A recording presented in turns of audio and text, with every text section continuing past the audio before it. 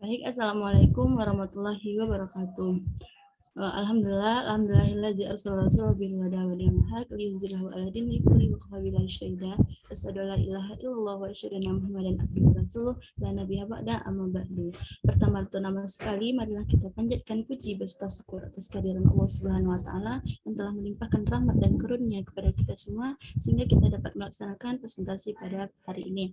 Salat berangkaikan salam tidak lupa kita hadiahkan kepada arwah junjungan kita yakni Nabi besar Muhammad SAW yang melafazkan Allahumma sholli ala sayyidina Muhammad wa ala ali sayyidina Muhammad yang telah membawa kita dari alam kebodohan kepada alam baru pengetahuan seperti yang kita rasakan pada saat sekarang ini. Yang sama-sama kita hormati Ibu Rahmah Evita Putri MPD selaku dosen pengampu pada mata kuliah listrik magnetan ini.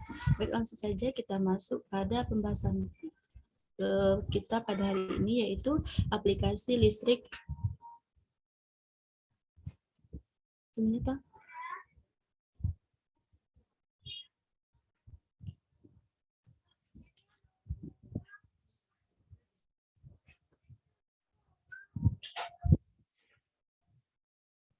Pembahasan kita yaitu aplikasi listrik bolak-balik pada kehidupan sehari-hari. Nah, kami dari kelompok 6 yang beranggotakan 5 orang. Yang pertama, saya sendiri selaku moderator Siska Juniara dengan NIM 2023-1083. Selanjutnya ada rekan saya Rahmi Alisa Putri dengan NIM 2023-1073. Rastafer Monesti dengan NIM 2023-1075. Sabrina Amelia Putri dengan NIM 2023-1077. Dan selanjutnya Yolanda Paramita dengan NIM 2023-1093. Baik, untuk materi pembahasannya yang pertama akan disampaikan oleh Rahmi Alisa Putri. Kepada Rahmi, disilakan. Baik, materi pertama yaitu pengertian arus bolak-balik. Arus dan tegangan listrik bolak-balik atau alternating current yaitu arus dengan tegangan listrik yang arahnya selalu berubah-ubah secara kontinu atau periodik terhadap waktu dan dapat mengalir dalam dua arah. Arus bolak-balik digunakan secara luas untuk penerangan maupun peralatan elektronik. Dalam zaman modern sekarang, kebutuhan akan energi listrik merupakan kebutuhan yang sangat pokok.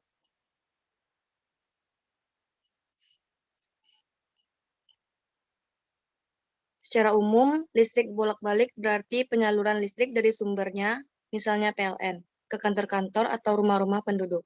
Namun ada pula contoh lain seperti sinyal-sinyal radio atau audio yang disalurkan melalui kabel, yang juga merupakan listrik arus bolak-balik. Listrik arus bolak-balik dihasilkan oleh sumber pembangkit tegangan listrik yang dinamakan generator arus bolak-balik yang terdapat pada pusat-pusat pembangkit tenaga listrik. Arus AC ini biasanya dapat dari generator listrik, di mana generator listrik ini dapat dioperasikan melalui beberapa cara untuk menggerakkannya, seperti PLTU, yaitu pembangkit listrik tenaga uap, PLTG, pembangkit listrik tenaga gas, dan lain-lainnya. Dari generator listrik inilah nantinya tegangan-tegangan yang dihasilkan akan kecil lagi yang umumnya menggunakan trafo pembangkit tegangan. Di tiang-tiang listrik terdapat beberapa trafo. Trafo inilah yang nantinya menghasilkan tegangan standar 220 volt atau 50 Hz. Sekian dari saya kembalikan ke moderator. Baik, terima kasih kepada Rahmi Alisa Putri. Untuk materi selanjutnya akan disampaikan oleh Sabrina Amelia Putri. Kepada Sabrina, silakan. Baik, terima kasih kepada moderator. Selanjutnya saya akan menjelaskan tentang pemasangan jaringan listrik bolak-balik. Yang pertama, pemasangan jaringan transmisi listrik bolak-balik di jalan. Dari pembangkit listrik menuju pelanggan yaitu rumah, pertokoan, industri maupun instansi, arus AC atau bolak-balik juga dapat diubah menjadi arus DC dengan menggunakan trafo. Yang kedua, pengamanan jaringan listrik AC atau bolak-balik dalam rumah. Untuk keamanan pada alat-alat listrik rumah tangga, biasanya pada masing-masing alat dipasang spring atau saklar. Tujuannya untuk mengantisipasi adanya arus yang tiba-tiba membesar, memungkinkan alat listrik dapat rusak atau terbakar. Dengan adanya spring saat arus tiba-tiba membesar, maka spring akan putus dan alat listrik tidak akan rusak. Next. Sumber arus bolak-balik. Arus bolak-balik dihasilkan oleh GGL induksi yang merupakan sumber daya arus bolak-balik atau AC. Sumber arus bolak-balik pada umumnya dihasilkan oleh pembangkit tenaga listrik seperti PLTA atau pembangkit listrik tenaga air, PLTU atau pembangkit listrik tenaga uap, pembangkit listrik tenaga gas, pembangkit listrik tenaga angin, dan pembangkit listrik tenaga surya atau panas matahari. Ada pula pembangkit listrik yang sifatnya mudah dibawa atau portable. Pembangkit-pembangkit inilah yang menyediakan daya untuk mengoperasikan kebanyakan barang elektronik di sekitar kita seperti televisi, radio, sound system, dan lain-lain. Saya kembalikan kepada moderator. Baik, terima kasih kepada Sabrina. Untuk materi selanjutnya akan disampaikan oleh Yolanda Paramita. Kepada Yolanda, disilakan. Baiklah, saya akan membahas materi tentang penerapan AC dalam kehidupan sehari-hari. Next. Penggunaan rangkaian AC dalam kehidupan sehari-hari, seperti gambar ada kipas angin, kompor listrik, televisi, dan setrika. Pemanfaatan listrik AC sebenarnya sangatlah banyak. Misalnya kita dapat melihat barang-barang elektronik di rumah karena semua barang yang menggunakan listrik PLN berarti telah memanfaatkan listrik AC. Meskipun demikian, ada beberapa barang yang menggunakan listrik PLN, tetapi barang tersebut menggunakan listrik DC, misalkan laptop. Contoh pemanfaatan energi listrik AC yang lain adalah kipas angin, kompor listrik, TV, setrika, mesin cuci, lampu, kulkas, dan masih banyak lagi. Next. Yang ketiga, prinsip kerja.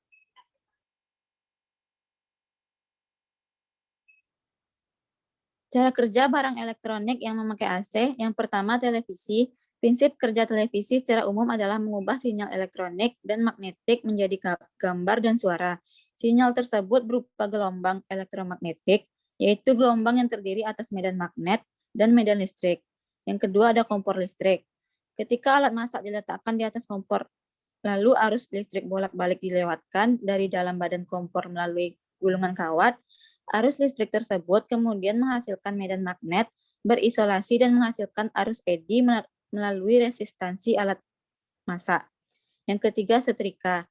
Saat kita menggunakan setrika listrik, arus listrik yang mengalir di setrika akan diubah menjadi energi panas. Perubahan energi listrik menjadi panas ini terjadi akibat adanya hambatan pada kumparan penghantar listrik di dasar setrika listrik. Akibatnya, suhu setrika naik. Yang keempat, kipas angin. Kipas angin adalah alat yang mengubah energi listrik menjadi energi gerak dengan menggunakan motor listrik yang berguna untuk mengubah energi listrik menjadi energi gerak. Dalam motor listrik tersebut, ada kumparan besi yang bergerak dan sepasang magnet U pada bagian yang diam. Sekian dari saya kembalikan ke moderator. Terima kasih kepada Yolanda. Untuk materi selanjutnya akan saya sampaikan. Itu pada prinsipnya sumber arus bolak-balik bekerja melalui perputaran kumparan dengan kecepatan sudut tertentu yang berada dalam medan magnetik. Jenis-jenis rangkaian dalam rangkaian AC adalah rangkaian resistor, rangkaian induktor, dan rangkaian kapasitor.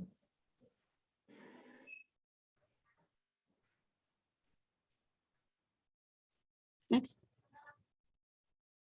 Yang pertama yaitu rangkaian resistor. Sebuah resistor akan dialiri arus bolak-balik ketika dihubungkan dengan sumber tegangan bolak-balik. Fungsi rangkaian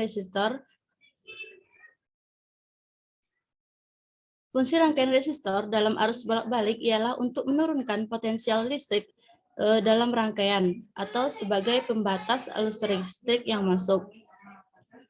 Nah, pada grafik hubungan tegangan arus listrik terhadap waktu pada resistor. Seperti pada gambar, berdasarkan grafik terlihat bahwa tegangan dan arus berada pada keadaan sefase, yang artinya mencapai nilai maksimum pada saat yang sama. Sebuah resistor dihubungkan dengan sumber tegangan bolak-balik. Besarnya tegangan pada resistor sama dengan tegangan sumber. Next. Untuk yang kedua yaitu ada rangkaian induktor. Sebuah induktor mempunyai hambatan yang disebut reaktansi induktif saat dihubungkan dengan sumber tegangan bolak-balik. Hambatan atau reaktansi induktif ini bergantung pada frekuensi sudut arus dan induktansi diri induktor.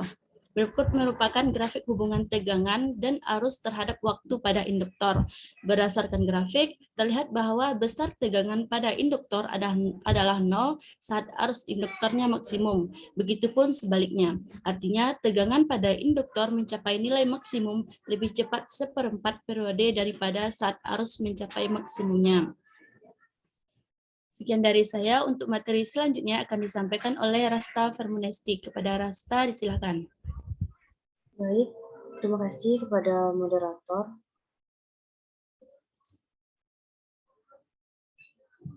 Selanjutnya yaitu ada rangkaian kapasitor. Sebuah kapasitor memiliki karakteristik yang dapat menyimpan energi dalam bentuk muatan listrik ketika dihubungkan dengan sumber tegangan bolak-balik maupun tegangan searah. Kapasitor yang dialiri arus bolak-balik akan timbul resistansi semu atau biasa disebut dengan reaktansi kapasitif. Berdasarkan grafik hubungan tegangan dan arus terhadap waktu pada kapasitor. Berdasarkan grafik terlihat bahwa arus pada kapasitor maksimum saat tegangan kapasitor bernilai 0. Begitupun sebaliknya, artinya arus mencapai nilai maksimumnya 1/4 periode lebih cepat daripada saat tegangan mencapai nilai maksimum.